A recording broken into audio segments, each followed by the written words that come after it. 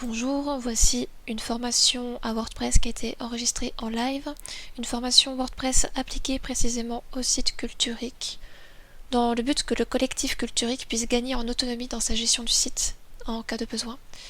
Et puis si ça peut servir à d'autres personnes à l'extérieur du collectif pour découvrir les possibilités de WordPress, bah c'est bien aussi. En gros, on va aborder comment éditer le contenu d'une page, d'un article, du pied de page, comment gérer des pop-up, gérer des formulaires, comment fonctionnent des newsletters, comment gérer les flyers sur les pages dédiées. On verra aussi comment faire des tests de mise en page sur le site sans tout casser. On verra les shortcodes, des éléments globaux qui peuvent être modifiables depuis un seul endroit. Comment adapter un contenu selon le type d'écran. Mobile, PC, etc., tablette, les différences entre pages, articles, ateliers et projets, comment éditer les menus, éditer le CSS, régler le lexique, gérer les utilisateurs, comment faire des sauvegardes, avec aussi une présentation de tous les menus et des différentes extensions. Voilà, accrochez-vous. Donc pour faire des sauvegardes du site depuis le panneau d'administration, c'est une extension qui gère ça. On y accède depuis le menu de gauche, c'est Backup Buddy. Et donc pour faire une backup, on va dans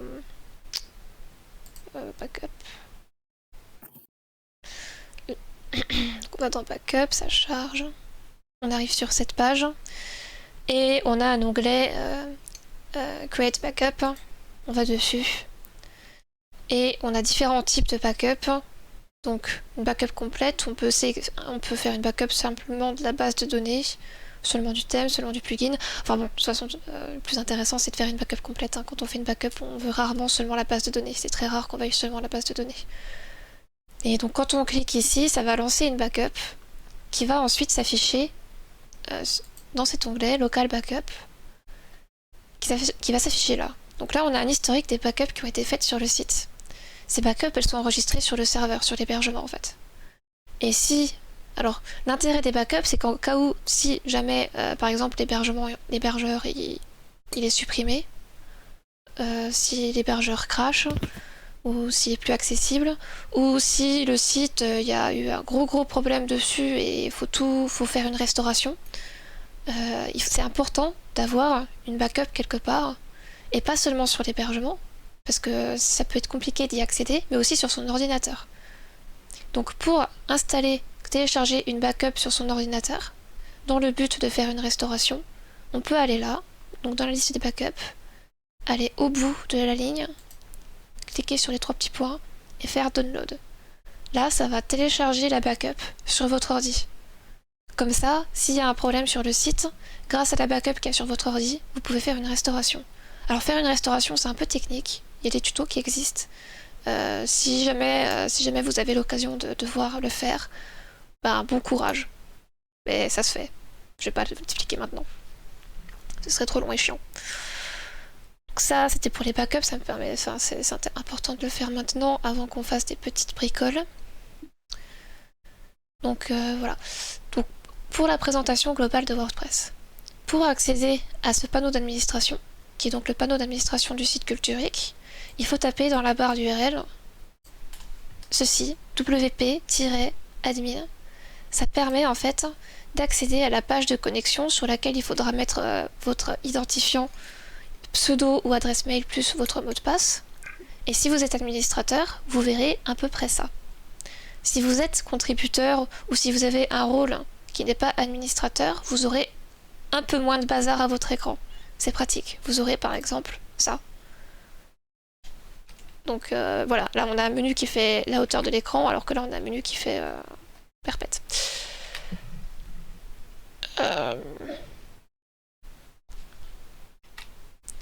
Donc pour faire un tour de ce qui est accessible et important sur WordPress, on a les articles qui sont ici. Donc les articles, c'est les articles de Culturic par exemple. C'est ceux qui s'affichent sur la page d'accueil ou sur la page tous les articles. On a les pages qui sont affichées ici. Et donc là, c'est les pages en général du site. Alors la différence entre les pages et les articles, c'est en gros, les articles, c'est possible de les lister automatiquement à certains endroits. par exemple, on a une liste automatique des articles sur euh, sur la page d'accueil là. Là, c'est une liste d'articles automatiquement affichés avec des boutons lire plus, avec les titres qui s'affichent automatiquement. En fait, ça c'est pas fait manuellement, c'est automatiquement généré parce que ce sont des articles. Et quand on clique sur voir tous les articles de Culturic, alors on a ça met un peu de temps à charger par contre. On a vraiment tous les articles. Et les articles, ils se présentent en catégories. Là, si on retourne dans le back-office de WordPress et qu'on va dans Articles, donc on a la liste de tous les articles, on a un bouton pour ajouter les articles, mais on a aussi des catégories.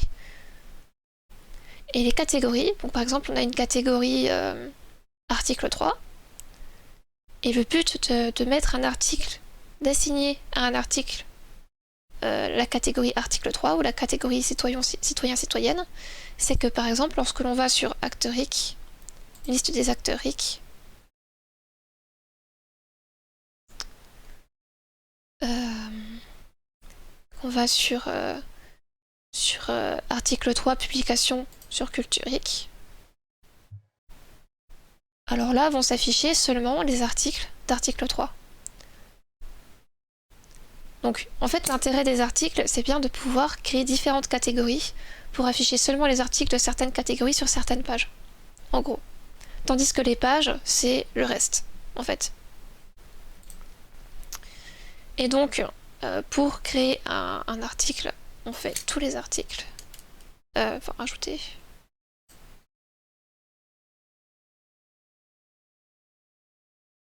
En gros, on met son titre, son texte, et on a donc les catégories qui sont là.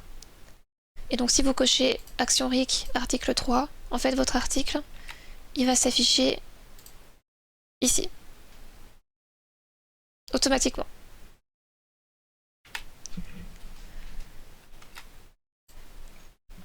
Alors en gros, quand on crée un article, il faut simplement au moins mettre un titre, un texte et une image en avant, c'est bien aussi, parce que mettre une image en avant, c'est ce qui permettra d'afficher une petite image comme ça à certains endroits. Et aussi quand on partage le lien sur les réseaux sociaux, du coup sur les réseaux sociaux on verra le titre de l'article, la description de l'article et l'image qui correspond.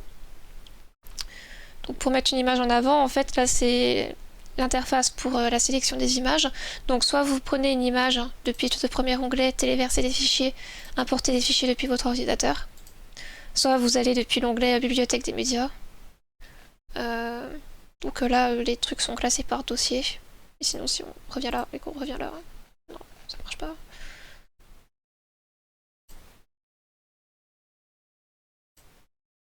C'est pas très pratique ce truc je trouve. Enfin bref. Ça permet d'accéder aux fichiers qui étaient déjà présents sur le site. Alors bonus, mais vraiment bonus. Vous pouvez configurer ici ce qui va apparaître sur les moteurs de recherche grâce à Yoast SEO. Donc sur les moteurs de recherche, quand vous écrivez quelque chose, faites une recherche, il y a un titre et une description qui s'affichent sur les moteurs de recherche dans la page des résultats Google.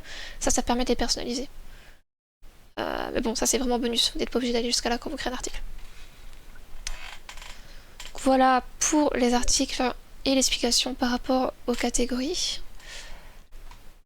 Donc là, si je retourne à la liste des questions.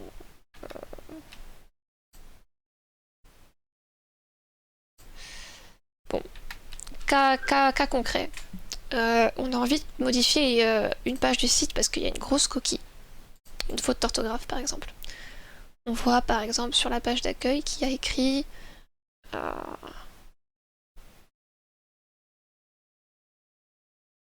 là par exemple écrit qu'on a envie que RIC en fait ce soit en majuscule. C'est pas une grosse faute mais admettons qu'on veuille faire ça. Donc on voit que là on a une modification qu'on veut faire. On est connecté à l'espace administrateur. Quand on est connecté à l'espace administrateur, quelle que soit la page où on va, on a un bandeau gris en haut comme ça qui s'affiche là et on peut faire modifier la page. Donc là on va arriver dans l'éditeur de page du thème qui est un nom imprononçable. Et donc là je peux faire CTRL F Donc pour rechercher dans la page, CTRL V, clic. Alors il est où? Là c'est surligné, parce que j'ai fait un CTRL F, une recherche de mots-clés sur la page. Je vois qu'il est là. Je passe la souris sur l'élément que je veux modifier. Donc ça me permet en fait de déplacer les éléments, ou de l'éditer, ou de le dupliquer, ou de le supprimer. Éditer. Clic. Toc. Mettre en majuscule. Ok. Donc là on a fait une modification. Si on a envie de vérifier qu'on n'a pas fait de bêtises avant de mettre à jour la page, on peut utiliser le bouton prévisualisation. Et là, ça va générer une prévisualisation de la modification, en fait, sans mettre à jour le site. Donc, tant que vous faites que prévisualiser, vous ne ferez rien de grave, en fait. Ça ne s'affichera pas sur le site. Vous pouvez juste voir une prévisualisation des modifications que vous avez faites. Donc là, par exemple, clic. Donc vous pouvez vous amuser, si vous voulez, en mode prévisualisation. Par contre, attention, il y a le bouton d'à côté, extrêmement dangereux, qui, quand vous mettez à jour, vous mettez à jour. Néanmoins, rien n'est irréversible. Sachez qu'il y a un espace de révision, là, qu'on peut voir. Vous pouvez parcourir les révisions. Enfin, là, on va mettre à jour déjà.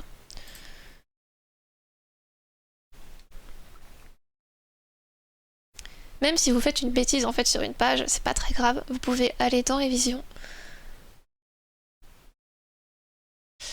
Et là, vous avez une espèce de timeline.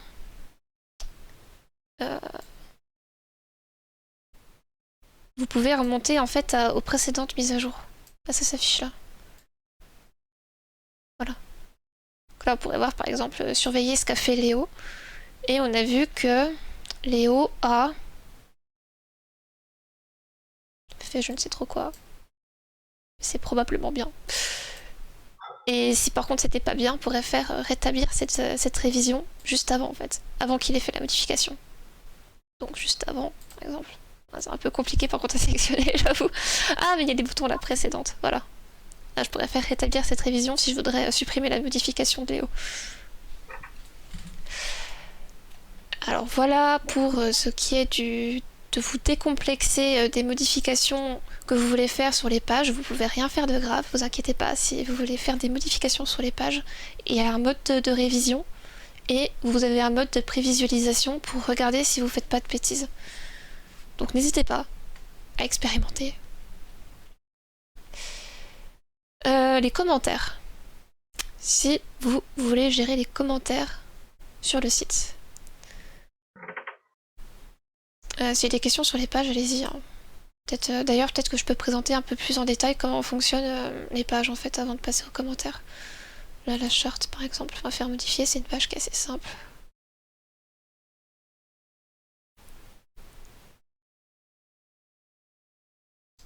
Trop simple. Modifier la page d'accueil.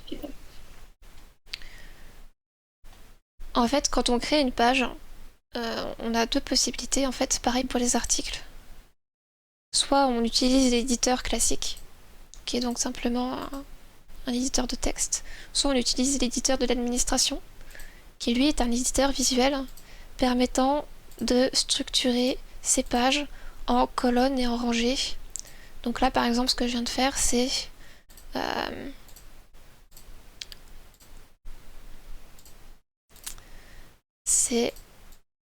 voilà une page avec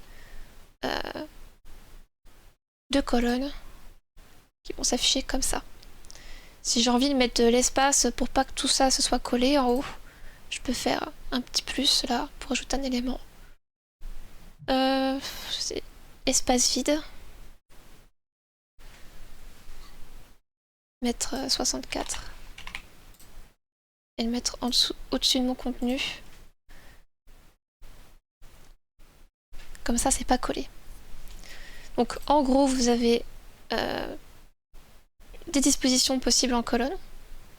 Et dedans, vous pouvez mettre tous les éléments que vous voulez. Il y a plein d'éléments. Je vous laisserai regarder si vous avez envie de regarder un peu ce qu'il y a.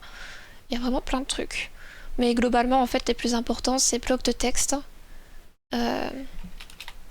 boutons et image seule.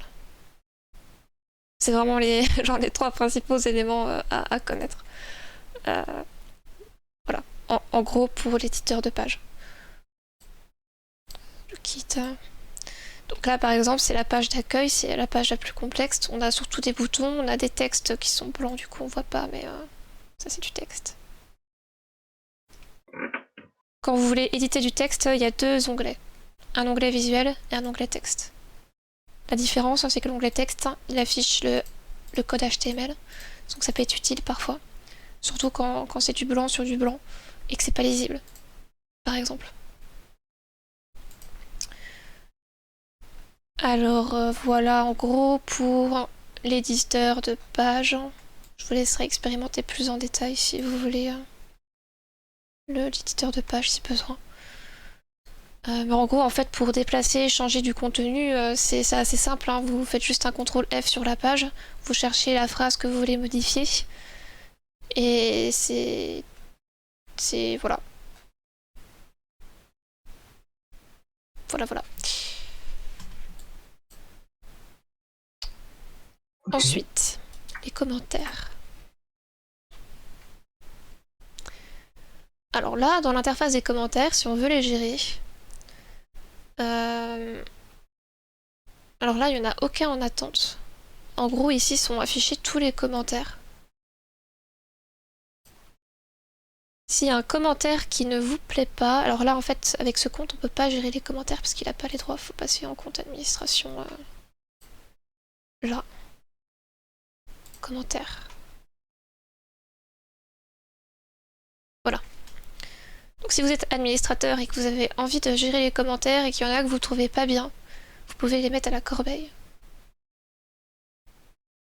Par exemple. Ou les mettre en indésirable, si vous voulez indiquer que ce sont des commentaires, par exemple de la publicité ou quoi. Vous pouvez aussi le modifier, mais ce serait pas très bien. Faut pas déformer les propos des gens. Oups. Ne regardez pas les adresses mail, vous ne les voyez pas. Vous pouvez voir vos commentaires à vous, les commentaires qui sont en attente, sachant que par défaut, les commentaires arrivent ici, en attente. Et par exemple, si on va déposer un commentaire sur...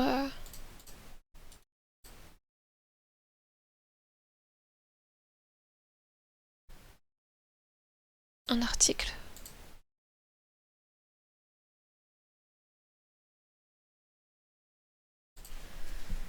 Test.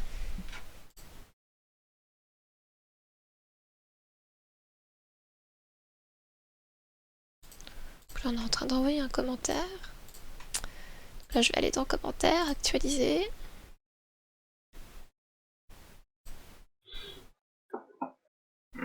Ah bah non, en fait, ça va pas en attente. Pour l'instant, ça va directement en fait sur le site. Donc ça peut être intéressant de vraiment surveiller un peu quand même les derniers commentaires qui ont été envoyés pour regarder s'il n'y a pas de bêtises. Par exemple, quelqu'un qui écrit test, c'est quoi ça?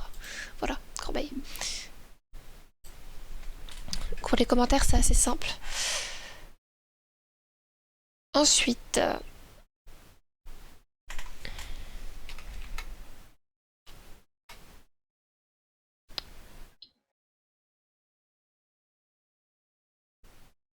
alors il y avait une question effectivement quand même, c'est est-ce que c'est possible d'adapter un contenu selon par exemple le type d'écran? Alors la réponse est oui. Par exemple, sur la page d'accueil,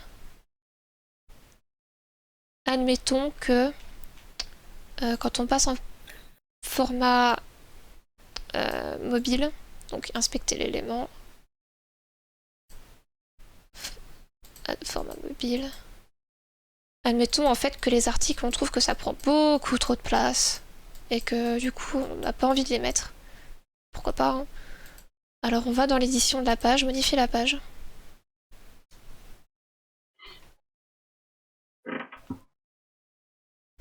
On va dans la partie article hein, qui est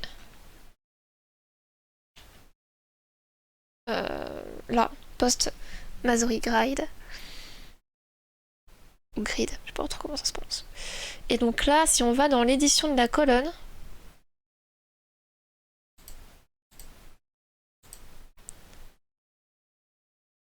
option d'adaptation, on pourrait décider de cacher pour le terminal mobile. Ça c'est le symbole de mobile. Et si je fais ça, cacher pour le terminal, sur téléphone, ça ne se verra plus. On pourrait aussi désactiver quelque chose pour grand écran. C'est moins fréquent, mais pourquoi pas. Voilà. Donc ça c'est un cas fréquent. En fait, on a quelque chose qui nous déplaît sur mobile, on a envie de le retirer, c'est possible ici. Donc dans les paramètres de la colonne. Donc celle-ci ou celle-ci, peu importe en fait. Alors c'est peut-être possible aussi dans certains éléments. Non, pas là. C'est seulement dans les colonnes du coup qu'on peut supprimer quelque chose du téléphone, de l'affichage. En gros. Ensuite, le CSS.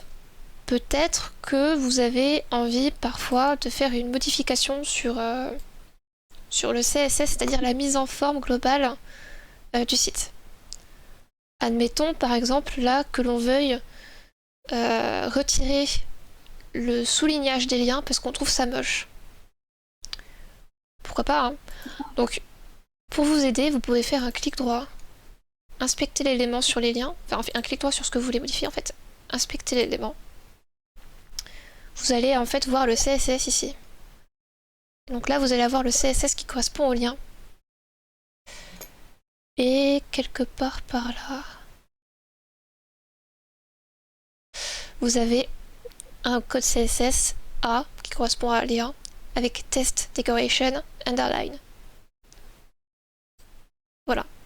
Et donc ça, si vous le décochez, vous allez voir en fait que ça va retirer le surlignage des liens. Donc ça, ça se fait seulement sur votre écran, mais si vous avez envie de retirer le surlignage des liens sur tout le site, alors vous allez dans apparence. Par contre, il faut être un administrateur là. Donc dans apparence, personnalisée.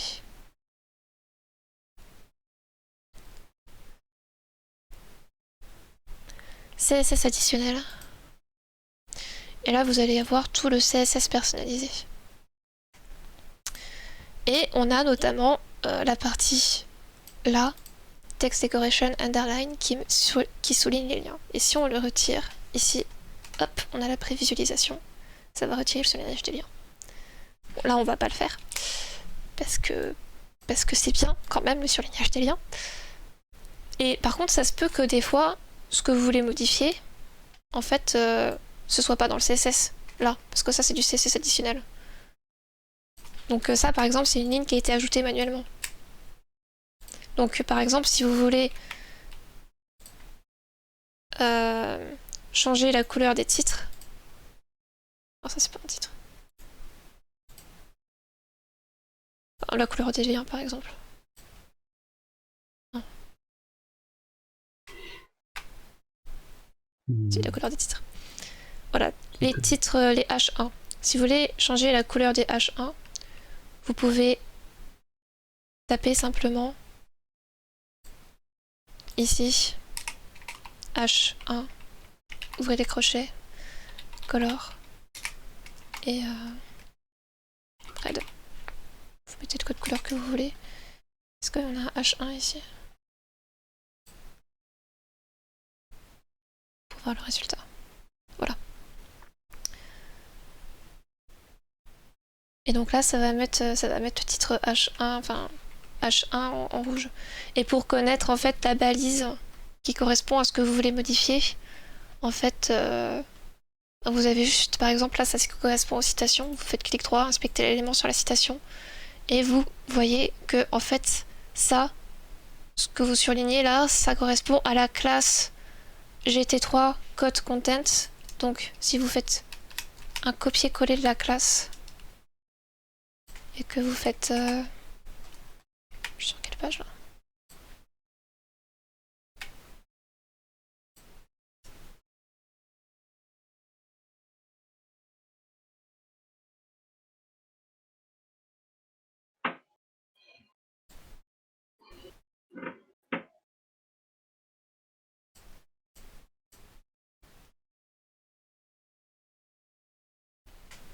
Voilà, donc là on a copié la classe de ce qui correspond aux citations. Donc on pourrait faire point, coller la classe, ouvrez les crochets, color, 2 points, red. Par exemple. Et bon, là c'est la méthode en fait pour identifier la classe de l'élément que vous voulez modifier et pour appliquer une modification en CSS, hein, quelle qu'elle soit. Ensuite, si vous voulez faire une... si vous savez pas quel est le code CSS à mettre, vous pouvez regarder sur Google, hein, vous mettez CSS pour, je sais pas moi, surligner un texte.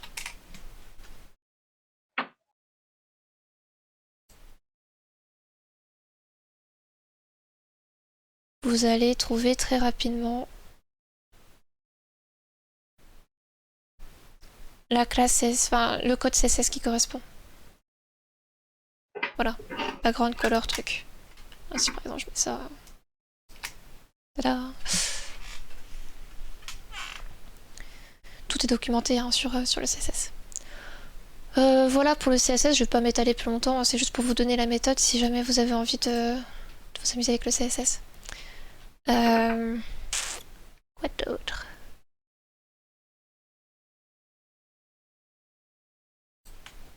Donc sur Culturic, spécifiquement sur Culturic, on utilise les shortcoders. Alors c'est quoi? C'est par exemple sur la page d'accueil, on peut remarquer qu'on a ce bloc-là, qui est répondre à la consultation en cours pour déterminer le RIC voulu parler français. Et ce bloc-là, il est tellement important qu'on a voulu le mettre sur plein de pages. Alors là, il y a deux possibilités. Soit en fait, ce contenu-là, vous faites un copier-coller de ce même contenu sur toutes les pages.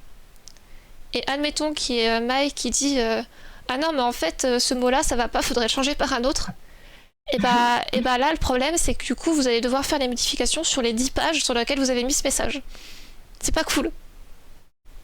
Du coup, pour pallier à ce problème-là, parce qu'on aime beaucoup Mike et on a envie quand même d'appliquer ses idées, les idées de n'importe qui d'autre, hein, d'ailleurs, peu importe. Ce qui est bien, c'est d'aller dans shortcode, de créer un shortcode. Par exemple, là j'ai créé un shortcode qui s'appelle appel consultation, qu'on peut modifier. Et là il y a le contenu en fait. C'est ce contenu. Et si vous modifiez le contenu du shortcode, tous les endroits où vous avez utilisé le shortcode sur le site se modifieront automatiquement. Parce que là, par exemple, si je fais modifier la page d'accueil,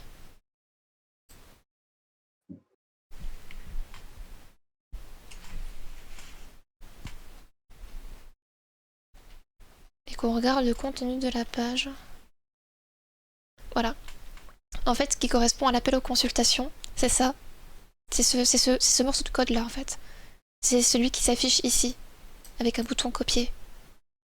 Et parce que en fait j'ai mis ce shortcode là, ça va automatiquement afficher en fait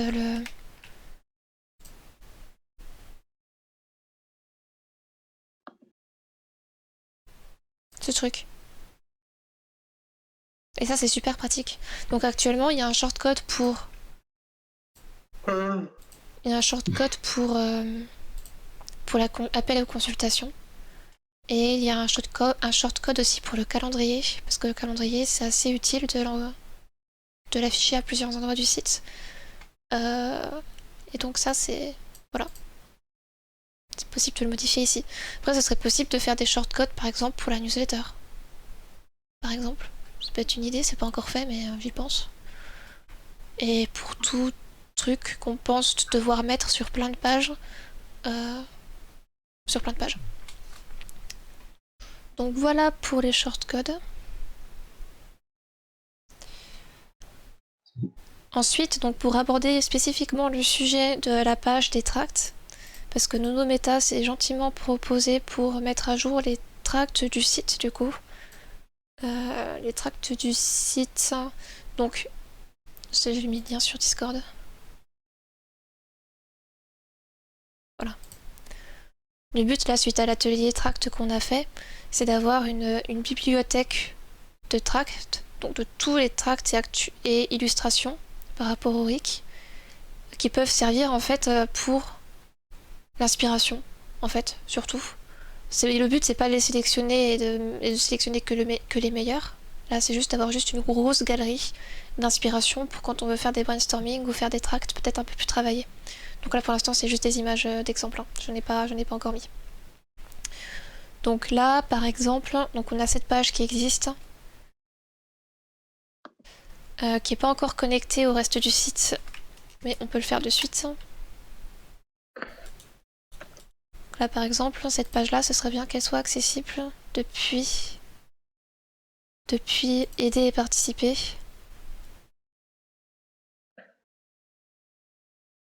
Donc là, on a en fait une partie qui incite à participer à promouvoir le RIC avec des flyers. On peut voir tous les documents. Ça, c'est vraiment la page des documents. Donc, une sélection de culturique. Et là, on peut faire modifier la page.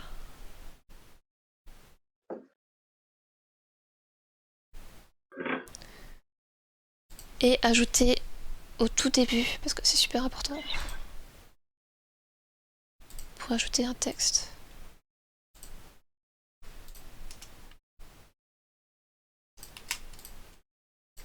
Tous les tracts illustrations RIC en titre 2, pour que ce soit bien gros.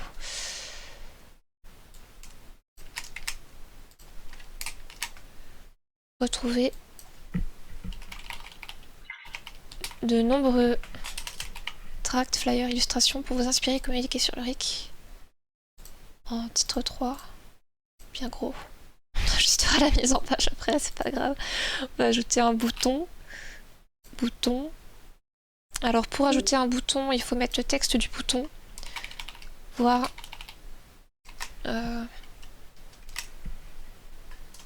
tous les tracts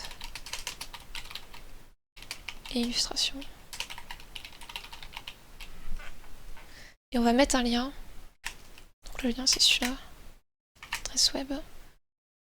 On peut décider de l'ouvrir dans un nouvel onglet. C'est pratique ça, quand ça sort du site vers un PDF par exemple. Set link. Sauvegarder les modifications. Donc pour récapituler, un bouton c'est avec un texte pour le bouton et un lien. Tout simple, hein, c'est tout simple. Après vous pouvez changer la mise en forme.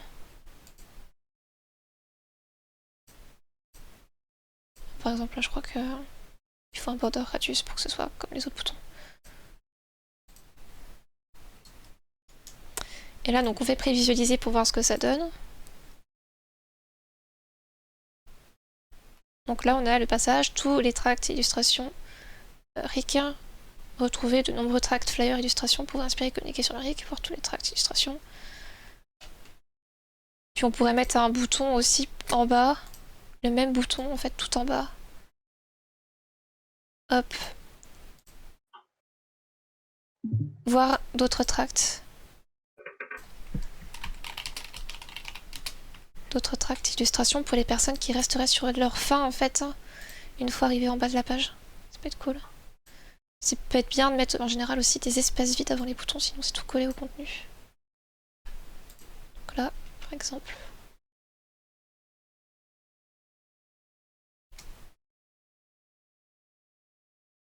Voilà. On a un bouton là. Si vous voulez le centrer, le bouton. Alors là, là en fait le bouton, je crois que normalement c'est alignement, center, voilà, mettre à jour. On retourne sur notre page. Donc là, admettons qu'on veuille ajouter des tracts sur cette page. Donc on fait modifier la page.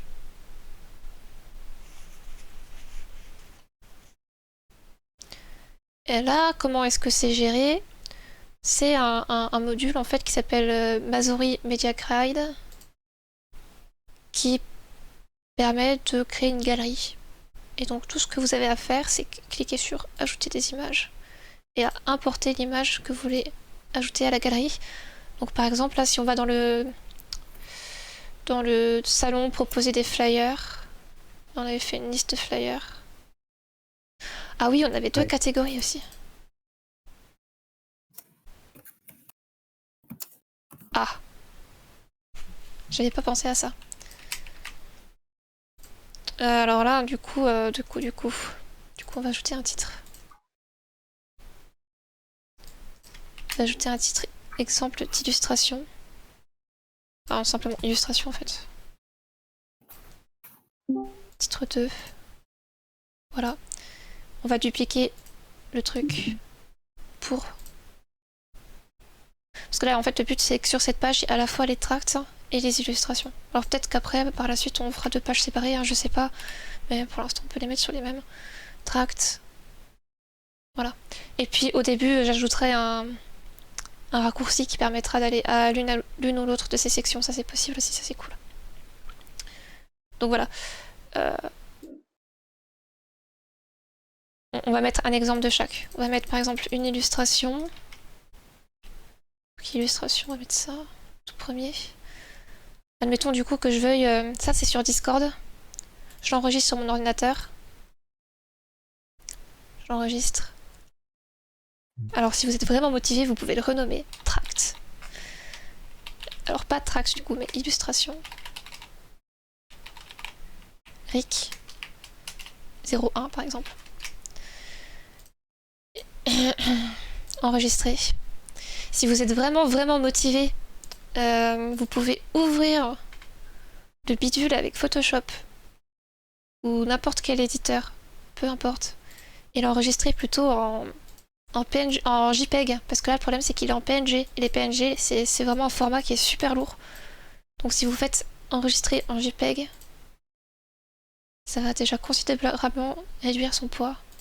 C'est plutôt cool. Mais si vous faites pas, c'est pas grave, de toute façon le WordPress optimise normalement automatiquement les images que vous importez. Mais si c'est en PNG, c'est vraiment lourd, donc ce serait bien de le mettre en JPEG sur Paint. Vous pouvez le faire aussi, je crois, avec Paint. N'importe.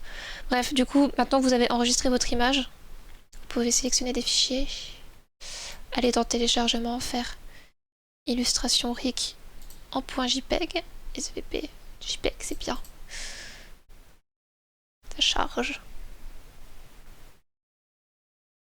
Sachant que si vous en avez beaucoup à mettre, ce que je vous conseille, c'est de créer un dossier, de mettre tous les flyers, toutes les images que vous voulez amener d'un coup sur le site. Faire par exemple, voilà, vous sélectionnez ça et vous déplacez là-dedans comme ça. Ça va tous les importer d'un coup. Comme ça, vous pouvez vous faire un café en attendant. Ça, c'est bien. Donc voilà, là on a importé une image et donc on peut faire ajouter des images en bas à droite. Et ça va l'ajouter ici. Si vous voulez en ajouter d'autres, ben voilà, vous en ajoutez d'autres. Vous pouvez même en sélectionner plusieurs à la fois. Ajouter des images, ça charge. Tadam! Ou en retirer. Et faire sauvegarder les modifications. Très important. Sinon ça marche pas. Prévisualiser.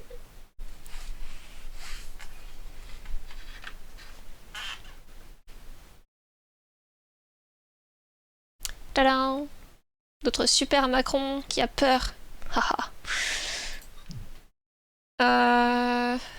Et bah même chose si pour les tracts en fait. Alors, je vais retirer les contenus.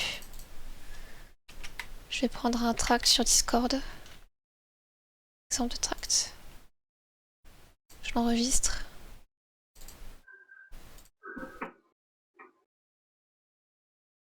Je passe en JPEG. J'ai la flemme de renommer.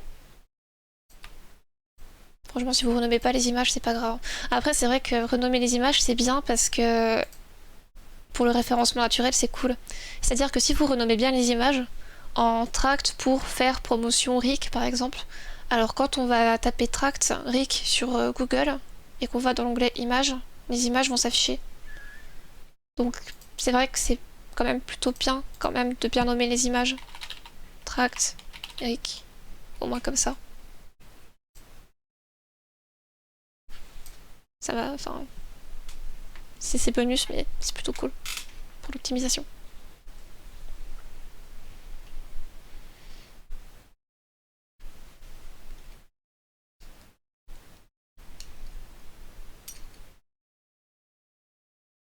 Vous me dites hein, si je vais trop vite ou si je vous endors ou si vous avez des questions.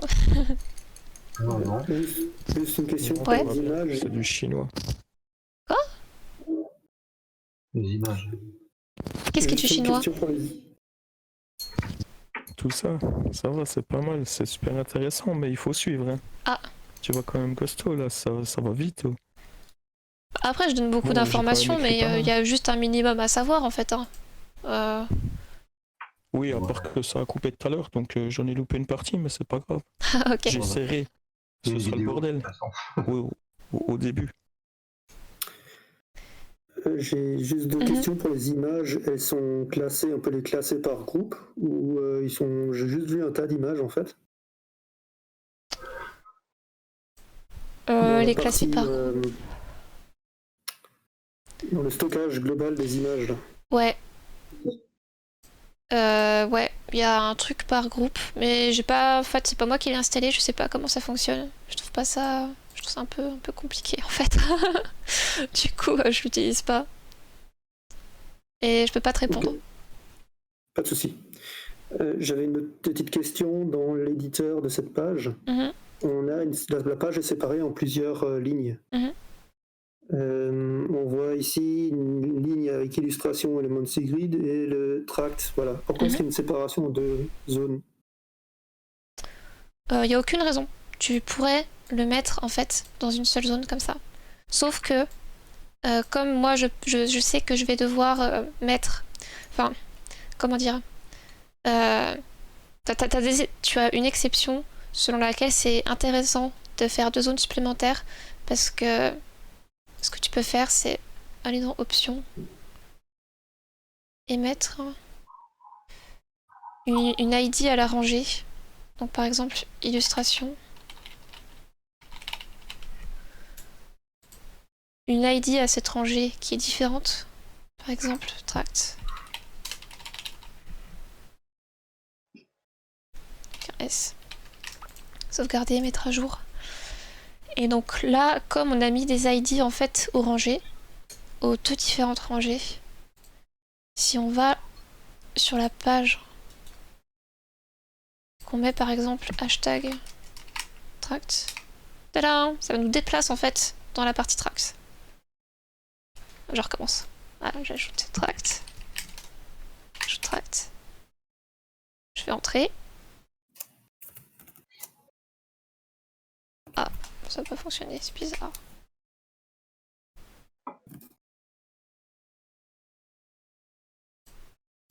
Alors.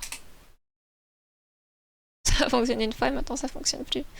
Ah, c'est parce qu'il faut pas mettre le... Enfin, comment dire? Ça, c'est bizarre ce qui se passe. Enfin bon, en gros, en général, c'est pour mettre tes encres. Voilà, ça met directement dans Tract, mais comme les images, elles se chargent au fil du temps, en fait, ça fonctionne pas très très bien. Mais là, par exemple, si on clique sur...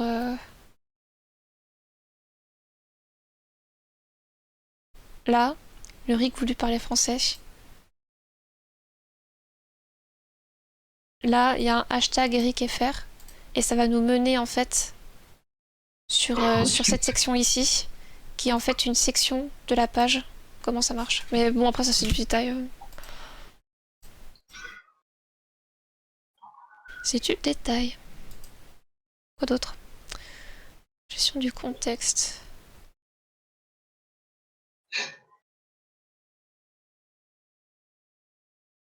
Comment éditer les éléments d'une page qui n'appartiennent pas au corps de page? J'entends la ligne d'en-tête. Ah oui. Par exemple, le menu. Ça. Oui. C'est super chiant à trouver. C'est dans le panneau d'administration. C'est dans les paramètres du thème. Je crois. Parce que j'oublie à chaque fois en fait. Ah oui, c'est ça. C'est thème option. GT3 Header Builder. Vous allez dessus. Et vous avez en fait la disposition des trucs tels qu'ils s'affichent là-haut. Donc là par exemple si on veut changer la couleur de répondre à la consultation pour mettre du rose, parce que le rose c'est quand même vachement plus joli, on va dans éditer, Donc là voilà, j'ai fait éditer le texte HTML, parce que ça correspond au contenu textuel. Je peux aller modifier le code couleur ici. Non, pas celui-là, celui-là. Pour mettre du rose. Ah non.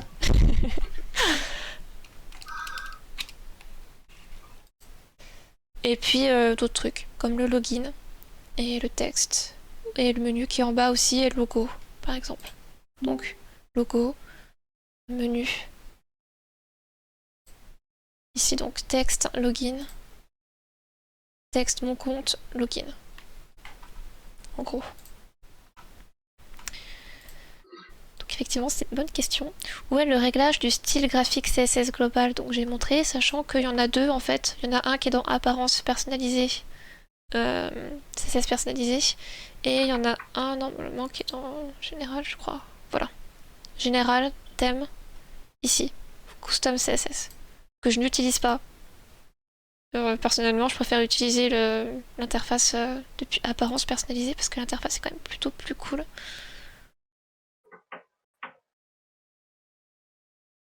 Parce qu'en fait, vous avez l'aperçu juste à droite de ce que vous faites. Donc c'est quand même mieux. Voilà. Où est la gestion des cookies? C'est-à-dire? C'est-à-dire, j'ai entendu qu'on utilisait les cookies, par exemple, pour savoir si on avait... C'était le mail, newsletter, pour savoir si on doit afficher la box ou pas. Où est-ce que c'est géré les cookies? Alors... En fait... Les cookies, il n'y a pas trop d'intérêt à s'y attarder. Là, ils sont mis sur le site. Si c'est pas important, Ouais. c'est pas grave. Juste, ce qui est important de prendre en considération, c'est que par rapport au RGPD, c'est important juste de mettre une case à cocher en bas de chaque formulaire, demandant aux personnes d'accepter la politique de confidentialité du site. Et donc le traitement de ces données. Voilà. À part ça, il y a juste un bandeau qui s'affiche en bas à droite, et puis c'est tout. Donc il y a ça. Comment régler le menu? Alors oui, bonne question. Le menu sur WordPress, ça se gère dans Apparence. Apparence, menu.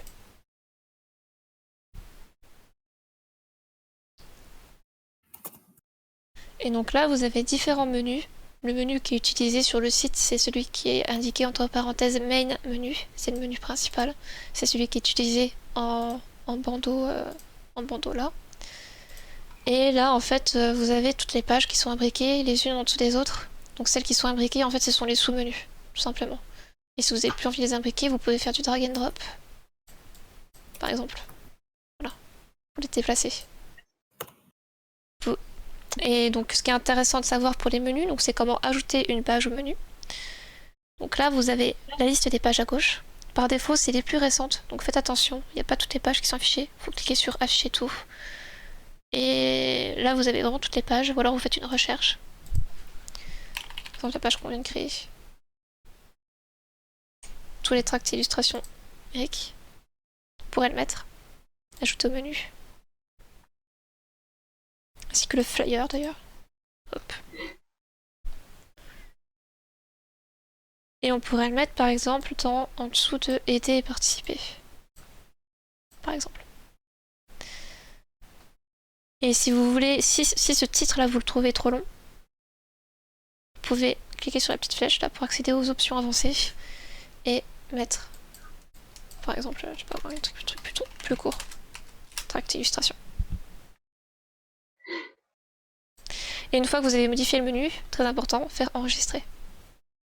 Bon là j'ai pas enregistré parce que je sais pas si c'est vraiment pertinent de mettre les tracts ici. Il faudra y penser et réfléchir.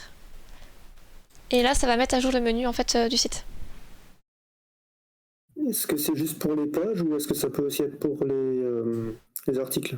Ouais, carrément en fait. Tu peux mettre des articles ou même des liens personnalisés en fait, c'est-à-dire un lien vers le panneau d'administration par exemple.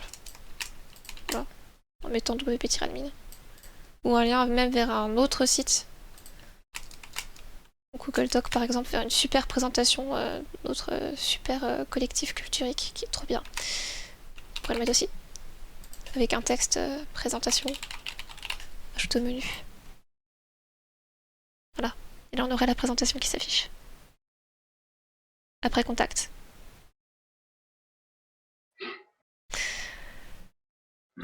Voilà pour le menu.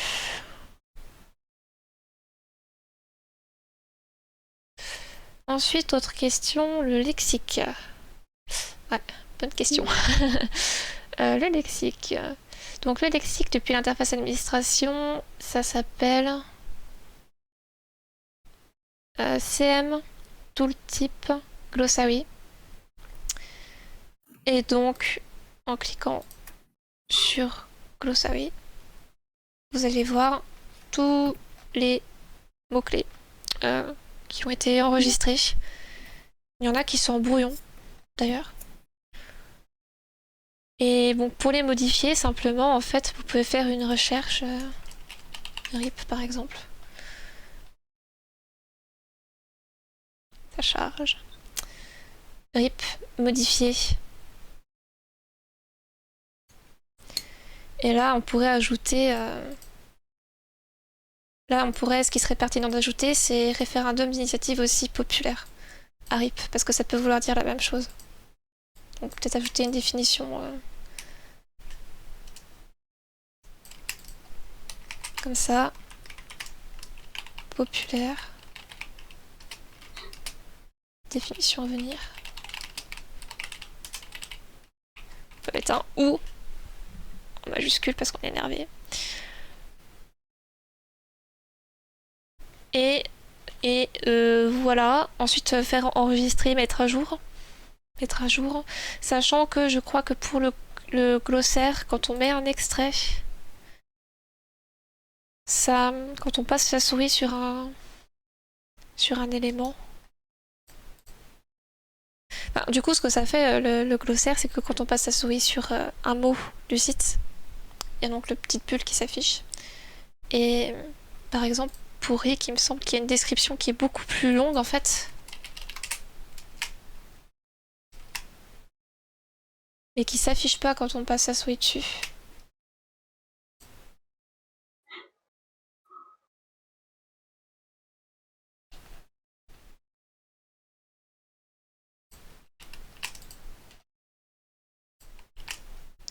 C'est bizarre ça.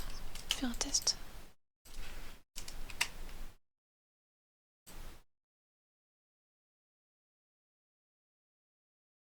C'est pas toi Léo qui me disait que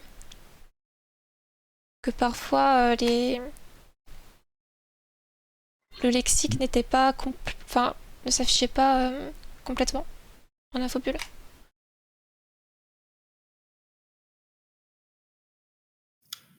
Je sais pas lesquels. Cherche démocratie à tout hasard.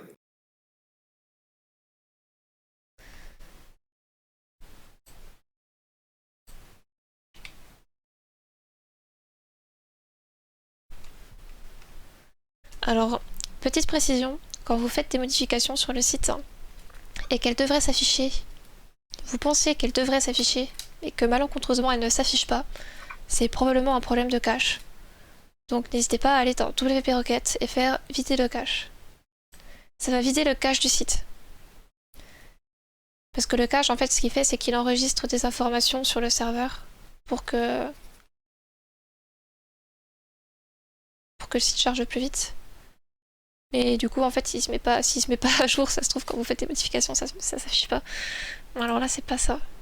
Démocratie, vous me dites hein.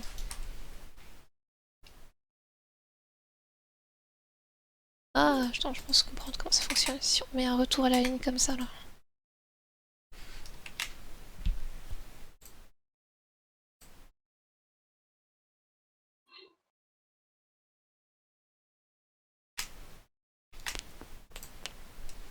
Ouais, je comprends pas.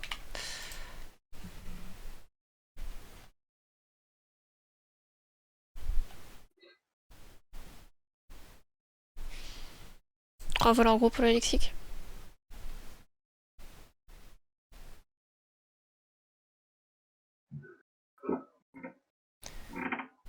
Ensuite, c'est quoi toutes les lignes du menu de gauche de WordPress? Alors, je peux en faire une présentation rapide. Les projets, c'est les propositions de Rick qui devraient bientôt bouger en fait. Les projets, normalement, ça devrait bientôt ne plus être utilisé parce que c'est chiant. Ça sert à rien. WP Link Page, je sais pas ce que c'est.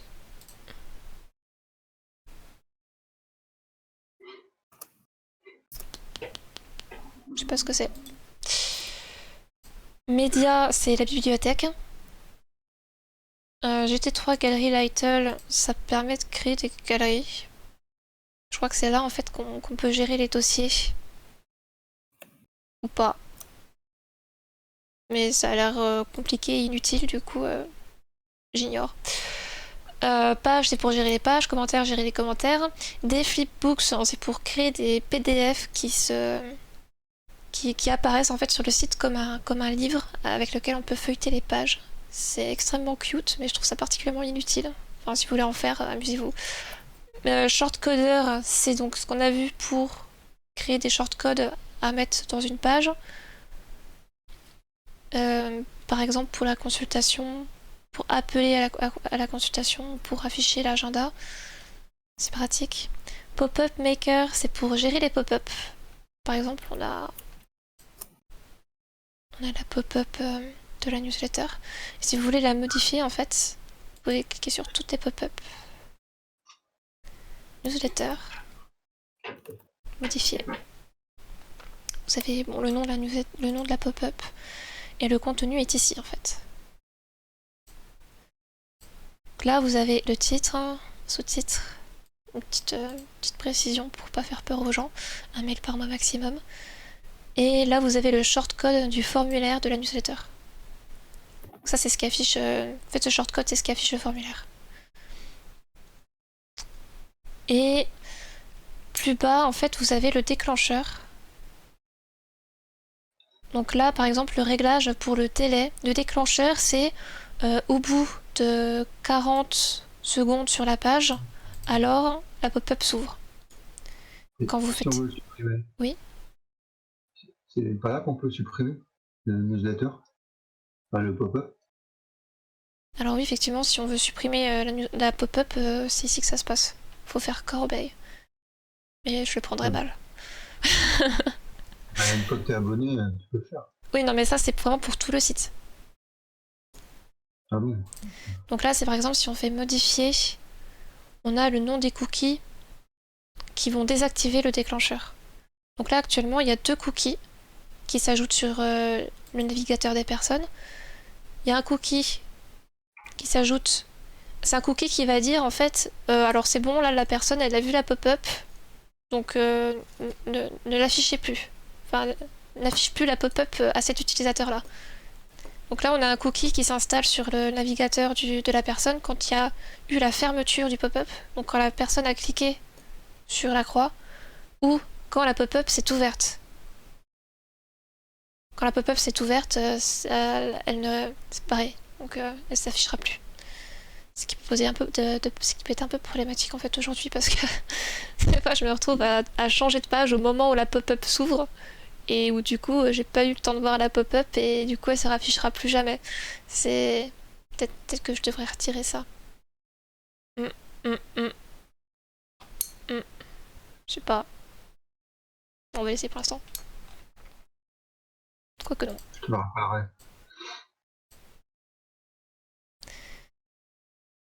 Voilà pour les pop-up.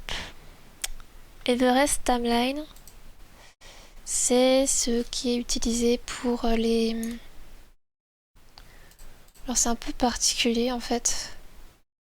Là si on va sur les acteuriques, la liste des acteuriques, et qu'on va par exemple sur les publications de l'article 3, en fait c'est ça la timeline. Et ça c'est un peu spécial, ça se gère ici.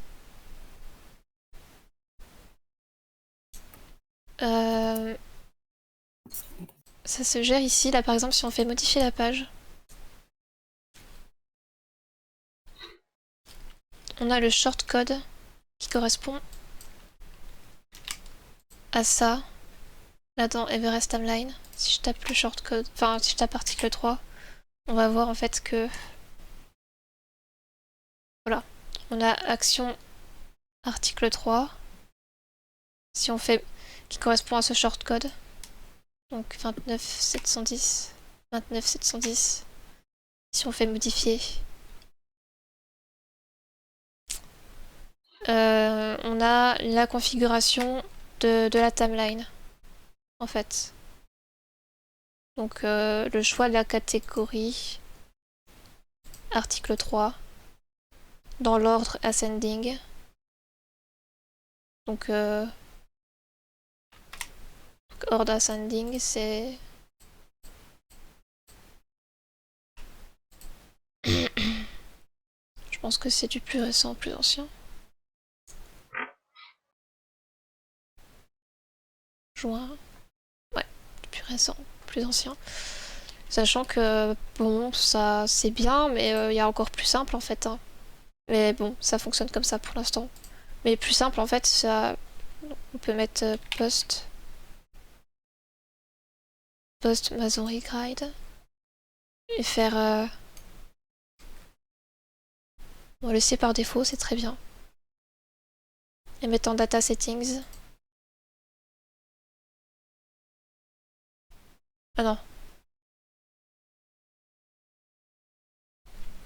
Article 3. Voilà. Pour afficher seulement les articles d'article 3. Là, si je fais prévisualiser.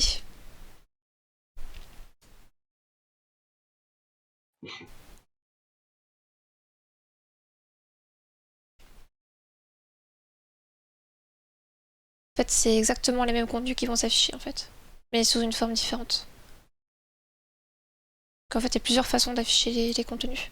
Il y a soit simplement depuis un module comme ça sur WordPress, soit en passant par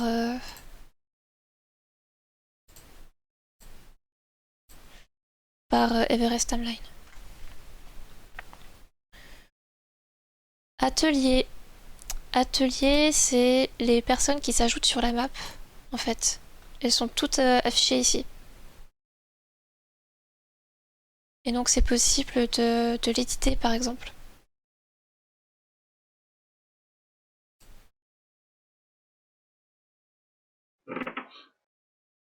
Cliquons sur éditer.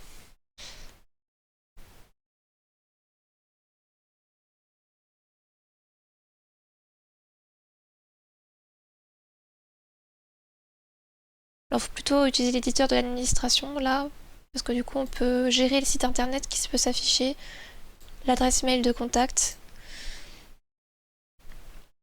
En fait tout ce qui s'affiche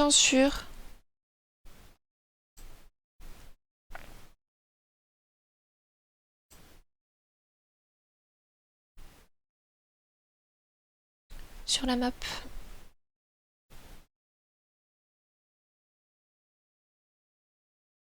Ici. Là par exemple c'est ça m'attend.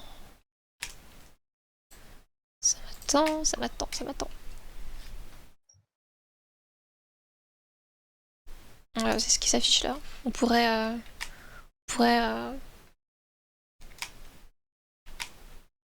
si on voudrait afficher son adresse email dans la description, pour qu'on puisse le contacter, on pourrait le mettre dans la description par exemple, comme ça. Mettre à jour.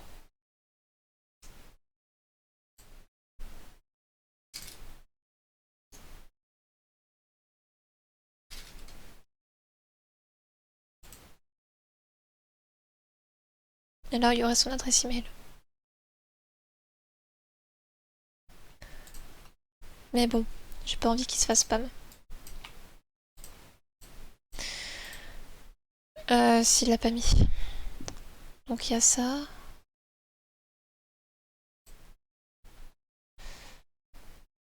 Donc les ateliers, c'est voilà, c'est pour gérer les ateliers. Alors je vous fais pas peut-être le détail de tout, mais c'est possible de configurer les types d'ateliers ici aussi, les catégories, etc. Mailpoet. Mailpoet, c'est le système d'extension qu'on utilisait avant d'utiliser Sendinblue. Donc aujourd'hui, il n'est plus utilisé. Mais en gros, ça permet d'accéder aux abonnés au formulaire qui était utilisé avant. Voilà. Et ça permet aussi notamment quand même de télécharger en format CSV les données des membres du site. Ce que je vais pas montrer là. Custom timeline, je sais pas ce que c'est. Flamingo c'est super pratique. Flamingo c'est si en fait tous les messages qui sont envoyés via les formulaires de Culturic, en fait, ils peuvent s'afficher depuis le site ici. Donc si vous n'avez pas accès à la boîte mail de Culturic, vous pouvez quand même voir les messages qui sont envoyés depuis le formulaire du site en allant là. Et en faisant voir, par exemple. Qu'est-ce qu'il a envoyé, au Bacho? Sur le site de Culturic, on peut améliorer. Ah bah oui, bah te gêne pas.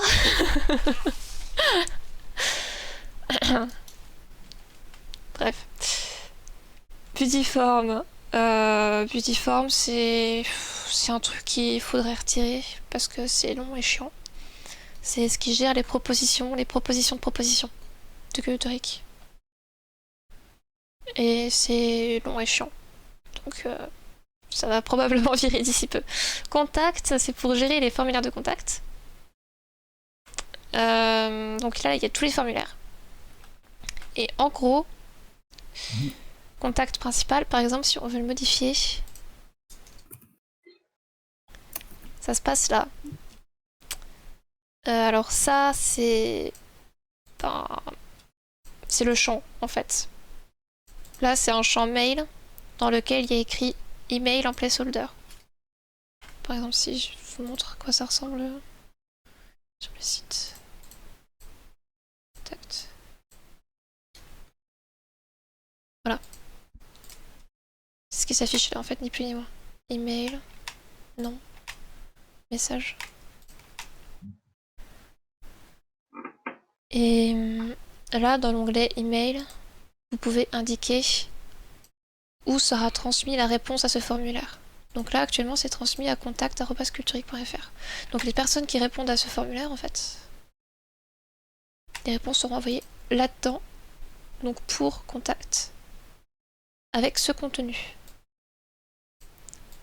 Culturic va recevoir ce contenu, en fait. C'est-à-dire qu'il va recevoir le message, donc your message, donc c'est ce qui va être entré là-dedans, et ça sert à rien, on s'en fout.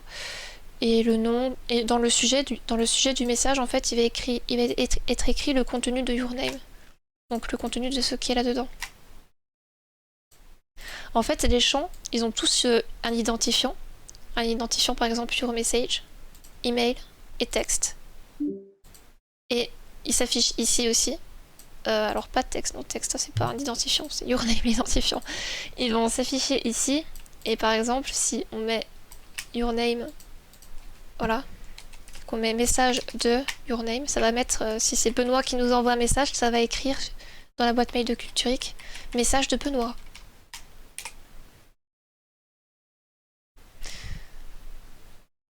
Je sais pas si c'est un peu clair, si c'est peut-être un peu abstrait en fait, cette partie-là.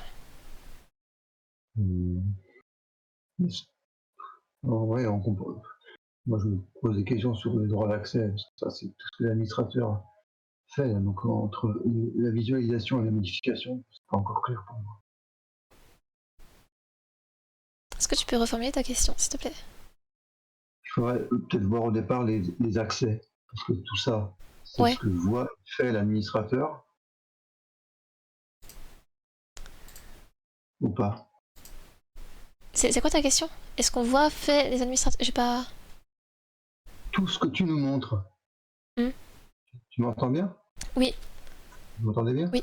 Tout ce que tu nous montres, c'est l'administrateur qui le fait. Et question visualisation, est-ce que nous, on a un droit d'accès? Alors en fait, il y a plusieurs droits sur le site. Là, ce que je vous montre, c'est l'accès administrateur. Donc il y a vraiment plein de trucs.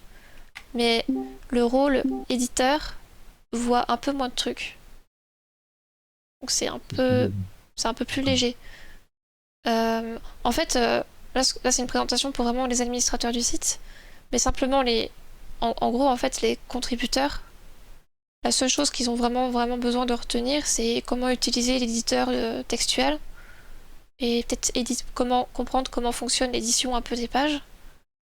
Et enfin, c'est tout en fait. Vous prenez pas trop la tête. Voilà. D'accord. Donc ça, c'est la version lourde côté administrateur, et il y a une version légère Ouais. pour les contributeurs que nous sommes. C'est ça. D'accord. Là, par exemple, là c'est le côté contributeur. On voit seulement les articles. Team, Project, vous pouvez ignorer. Média, c'est pour accéder à la librairie, à la bibliothèque. Page pour les pages, commentaires et commentaires. Ça, vous pouvez ignorer. Pop-up Maker, c'est pour les pop-up. Ça, c'est pour... bon, on a vu. Ça, vous pouvez ignorer, ça va être retiré de toute façon. Buildiform aussi. En fait, vraiment, le plus important pour les contributeurs, c'est... Enfin, c'est juste article, page. Voilà. Commentaire, à la limite, si vous êtes curieux. Et médias, à la limite, éventuellement. Ce qu'on va voir apparaître, un peu comme une page Facebook. Peut-être.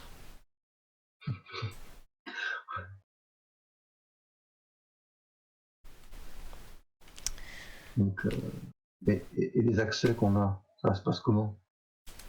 Bah, ça dépend, en fait. Ça dépend. Je sais pas ce que vous voulez faire sur le site. Ça dépend de ce que vous voulez faire sur le site, en fait.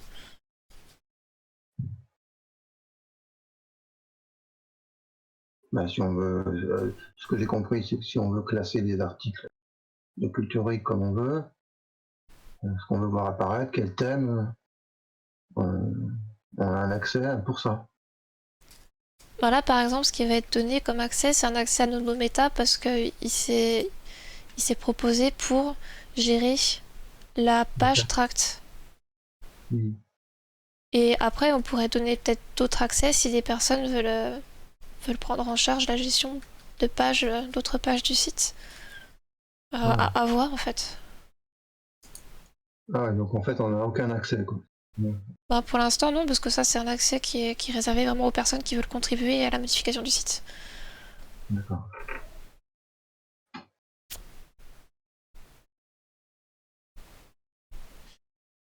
Bon, plus pour finir, pour le contact, dans message, ici, ça s'affiche les messages d'information. Donc message d'erreur et message de confirmation. Apparence, on a vu. Extension, ça liste toutes les extensions. Et utilisateur, ça liste tous les utilisateurs pour les gérer. Outils, des trucs. Notamment les liens cassés. Ça, c'est vraiment intéressant de regarder les liens cassés.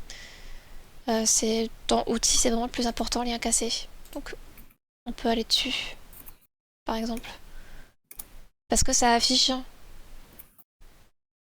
toutes les potentielles erreurs de liens sur le site. Par exemple, si sur une page, on a un lien qui renvoie vers une page 404, une erreur 404, en fait, cette extension va automatiquement le détecter et va le mettre ici, en fait, cassé.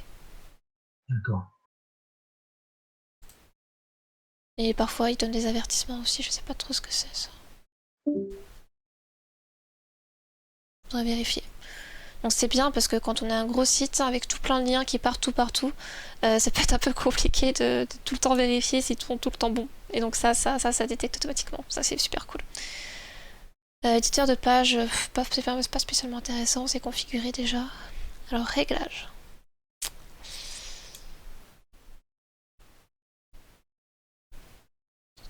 Qu'est-ce qu'on a là-dedans?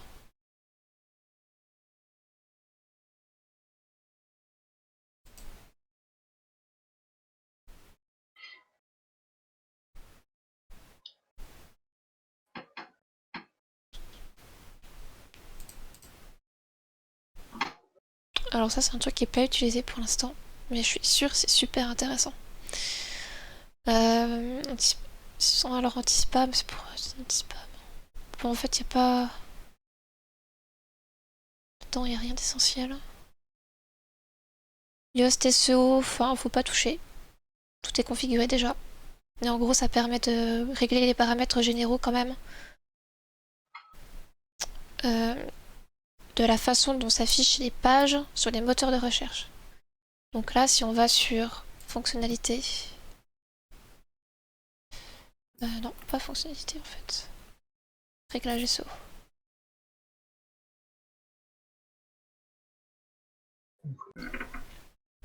On va dans type de publication. Pour les articles par exemple, même des pages. En fait, automatiquement sur les moteurs de recherche, ce qui va s'afficher en titre sur les moteurs de recherche, c'est le titre de la page, un séparateur et le titre du site. Là sur Culturic, si on tape Culturic sur Google par exemple, c'est le titre de la page qui s'affiche. Alors là par contre ça a été personnalisé donc ça me fait exemple. Dans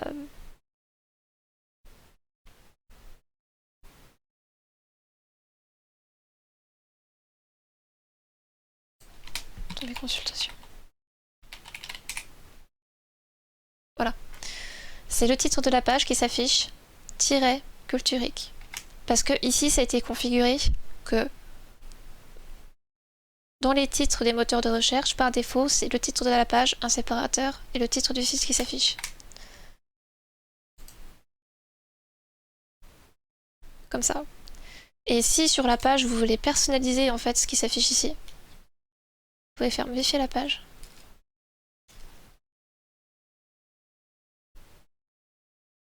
Aller tout en bas.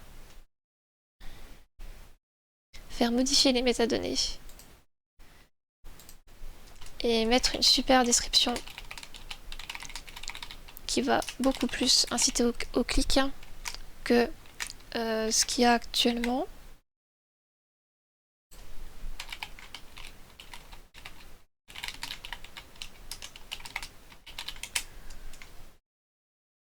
Qui est cette... Enfin voilà, pour l'instant la description c'est participer aux consultations pour définir le référendum d'initiative citoyenne fait par les Français. Bon après c'est pas trop mal comme description, on pourrait la personnaliser ici. Sachant que là la petite barre orange qui s'affiche c'est le nombre de caractères maximum autorisé. Voilà, et là il y a l'aperçu de comment ça va s'afficher sur les moteurs de recherche. Voilà en gros pour Yoast SEO.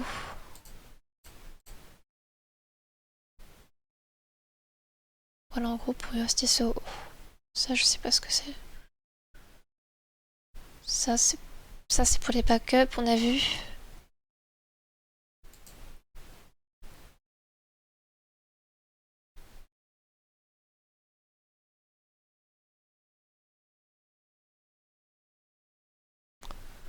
Ça je sais pas ce que c'est.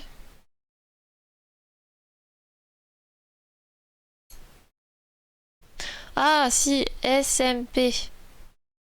C'est pour activer une page de maintenance. D'accord. Bon, ça peut être utile parfois. Voilà. Pour en fait l'activer, ça va afficher une page de maintenance. J'utilise jamais ce truc. Et donc là, ça va rediriger par exemple sur Facebook, si on l'active. On pourrait rediriger sur une autre page.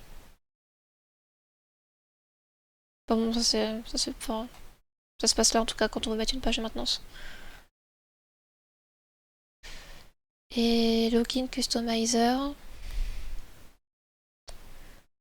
Ça permet de personnaliser la page de connexion à Culturic.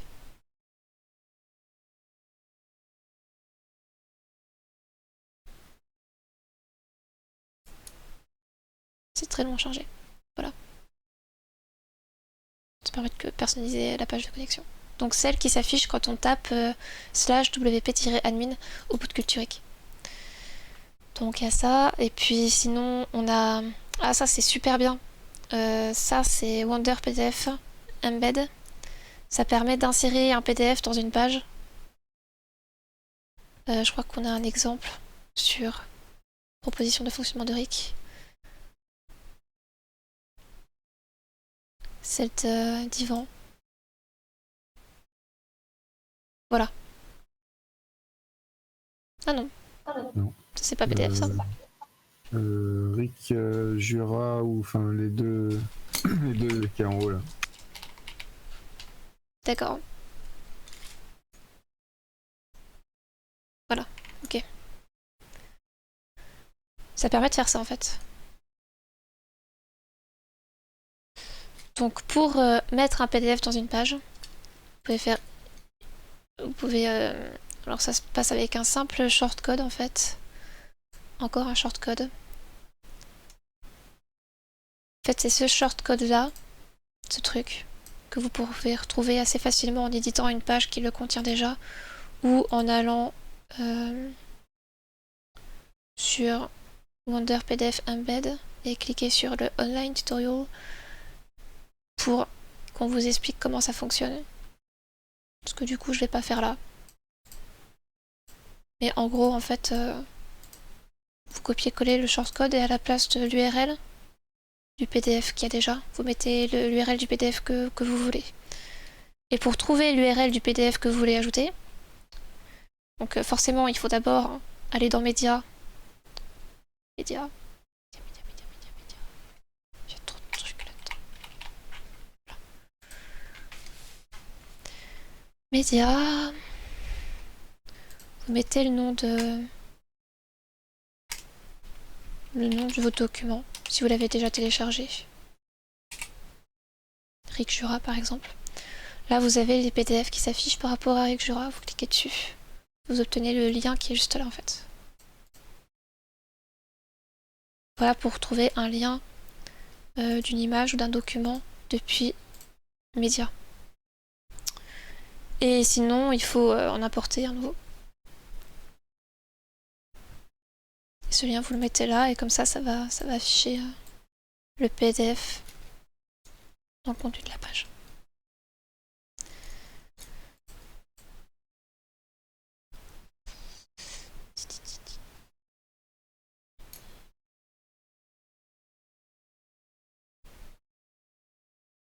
Smart Slider, c'est pour gérer le slider de la page d'accueil notamment.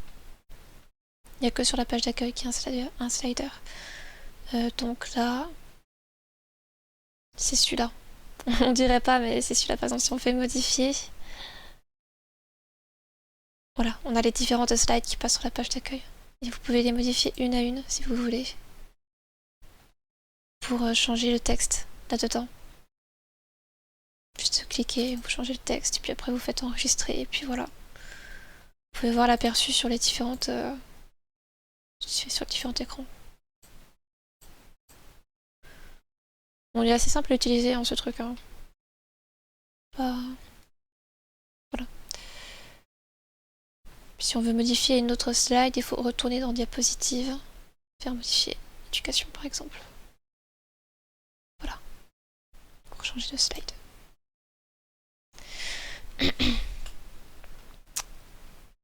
Ensuite, dans les options du thème, il y a plein de trucs. Si vous voulez configurer certains paramètres généraux, notamment la typographie pour la présentation des titres 1, titre 2, titre 3, etc. Vous pouvez soit le faire en CSS, dans CSS général, soit le faire ici. Ici, l'avantage, c'est que c'est un peu plus amical que du CSS à taper dans l'éditeur de CSS.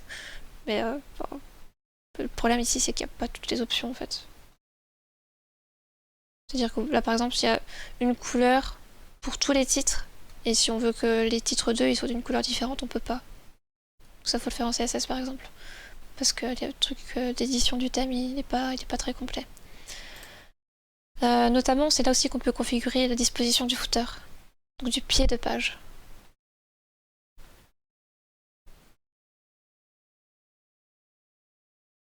Donc là, avec le fond, par exemple.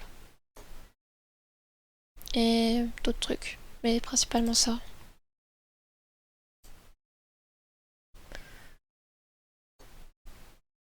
Et ça, c'est Sendinblue, ça permet de configurer les formulaires d'inscription newsletter.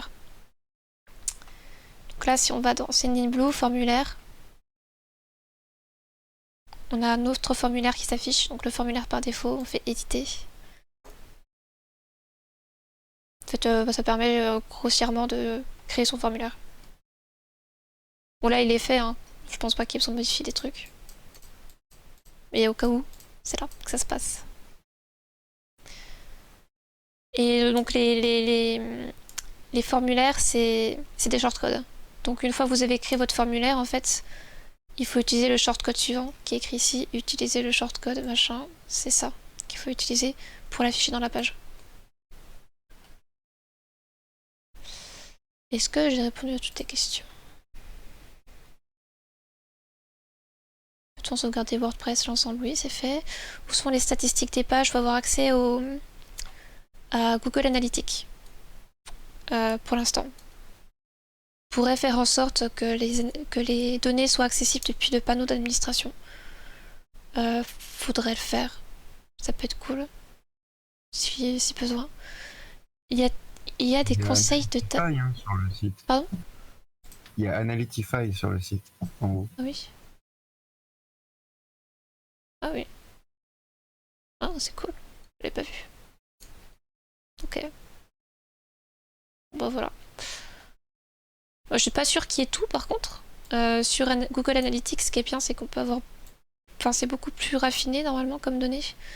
Mais... bon. On peut voir, par exemple, les pages les plus vues. Avec la durée. C'est plutôt intéressant.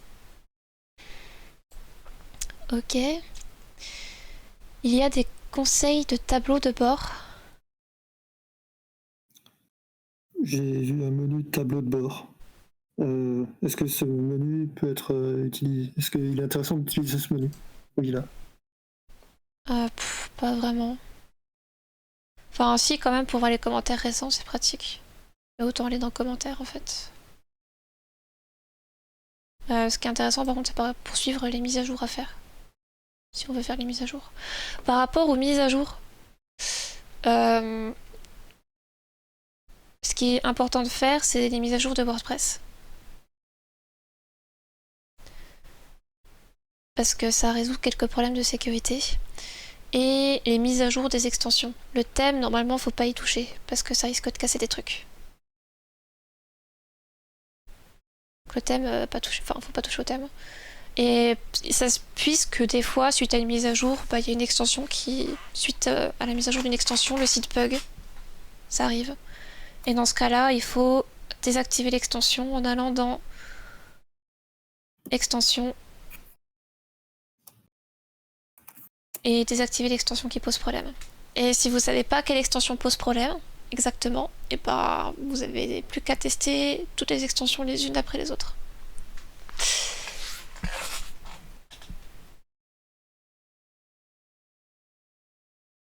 S'il y a toutes ces extensions qui sont affichées, il faudrait faire un peu de tri. Notamment celles qui sont pas utilisées, je pense qu'on peut les retirer. Une tonne.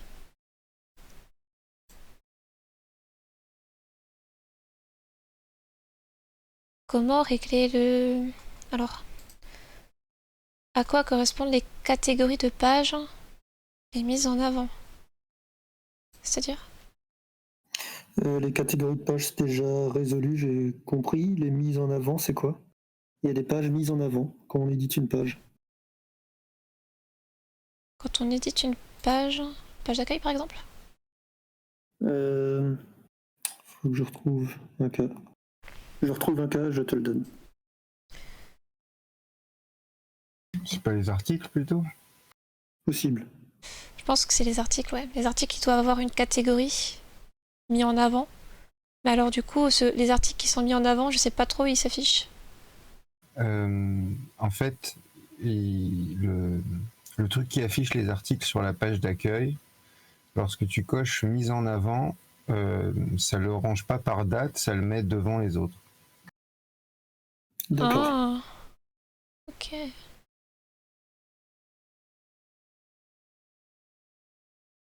Donc on doit trouver ça là-dedans en fait, dans les catégories. Non, c'est pas dans, tu peux pas le faire dans l'article, faut aller dans le sommaire des articles et faire modification rapide. Ah si, tu peux le faire en haut à droite. En haut à droite, tac tac tac, publier, visibilité peut-être. Non, c'est Le plus aussi ça. premier là-haut.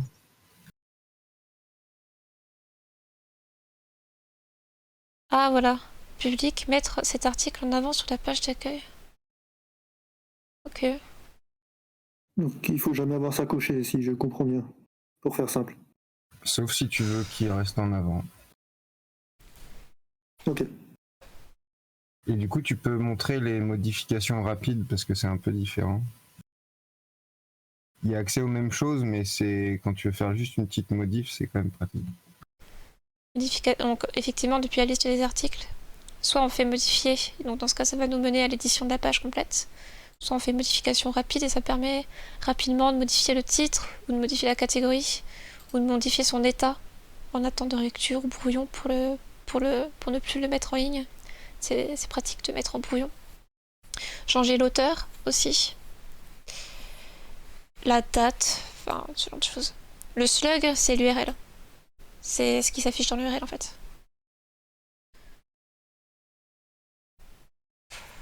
Voilà.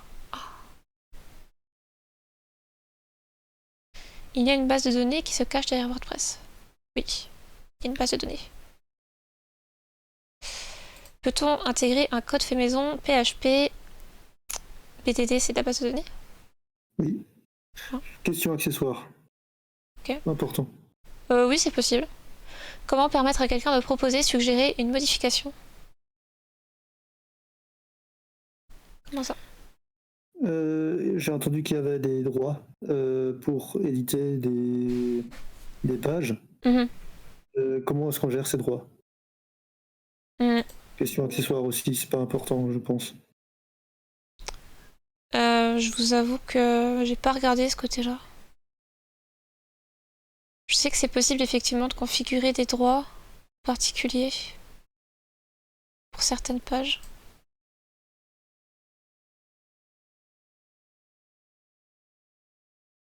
C'est pas dans l'utilisateur. C'est possible, mais je crois pas en fait. C'est quoi ton pseudo sur le site Nonometa? C'est Nonometa? Sur moi M devant. Nonometa. C'est ça, ouais. Ouais, il me semble. Hein. Tu trouves? Non.